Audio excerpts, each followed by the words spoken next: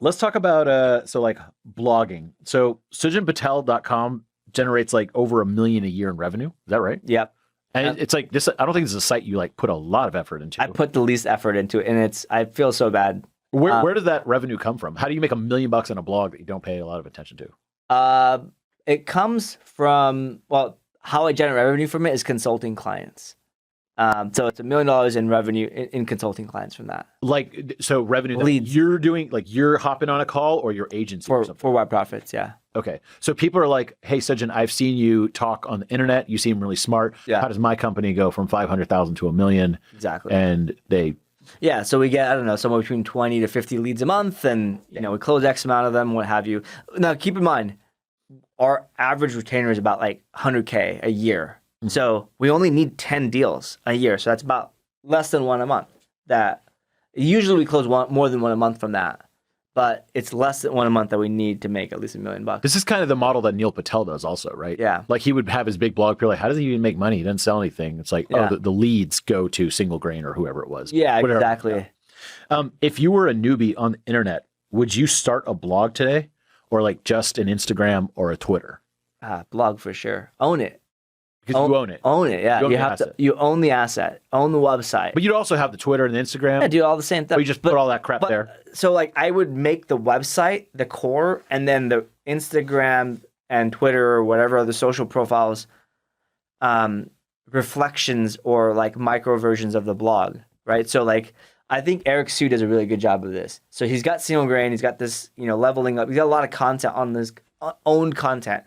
On the social networks, he'll post like Instagram bite-sized slides where he'll be like 10, like how to do 10 things, whatever, right? And it'll be 11 images that you swipe through, right? So that kind of stuff. That is geared towards specifically Instagram. It won't work the same on Twitter, right? On Twitter, you want probably 10 different tweets with one image, but like more context in the text, right? So, but it's all one blog post, right? So here's the part about what I love about social media and like why I like creating the content. The creative genius can create the idea. You should own that. Any dummy can take that and turn it into social media related outlets, right? It's very straightforward, and each channel needs its own kind of version of it, right? So I always like to own it because guess what? It will so I've learned about marketing from doing this for 17 years now. Everything dies. Every great idea becomes a crappy idea. It stops working and then becomes the spam idea, right? It's like a Facebook group is awesome when they're starting it. Yeah. And now like, you don't really get much reach. Right. Facebook TV, Facebook, I don't know, you just like Reels, Instagram Reels, right? Awesome, right? Because it's trying to compete with TikTok. Well, guess what? In like 2 more years, it'll something else Jig is pick up that. The Instagram shopping is amazing, right? I remember 2-3 years ago, I would tell folks, and we had the best results for B2B SaaS doing Instagram ads. So obviously mobile only, right? But the reason for that, and Instagram story ads were the freaking dirt cheap, best CPA and best CAC. I could get customers for under $100 that on Google would cost me about $800. So 1/8 the price because the CPCs were low and it's stories where people are flocking towards. And that's like so in your face ad, right? You like, okay, Google ad on the search results, it's prevalent, but there's some value there.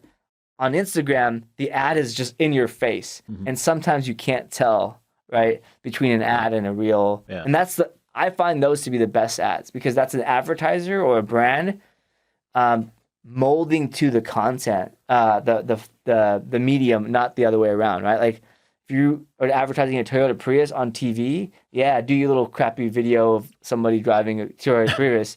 But on Instagram, it should just be like a mom driving a kid around, and if you're targeting at moms, right? So whenever you see a new platform like something like TikTok, which is obviously getting really big right now at this moment in history, do you say to all your companies like, oh, we should start a TikTok account and start putting stuff on there? Like, how do you think about that? I'm pretty much like I'm like in the adoption scale. I'm not the like super early adopter. I'm the one right after that. So you let the 16-year-olds figure it out, and then you jump in when the marketers. Yeah, because I've spent a lot of time on what's that did Pinterest. That was really well, worked really, really well for a while. And it worked really well because of SEO traffic, not because of freaking Pinterest. Oh, It would rank really easily and you can just, it'd be more secondary SEO. What's the one, Periscope that got acquired by Twitter, right? Vine. What happened to all the Vine influencers? Yeah, they're now on TikTok, 10 years later, but whatever, like that platform died. So I'm not usually jumping in on platforms super early.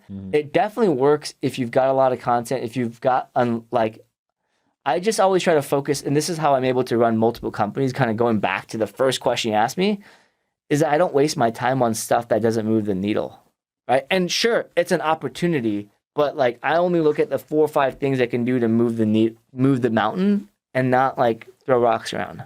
Nice.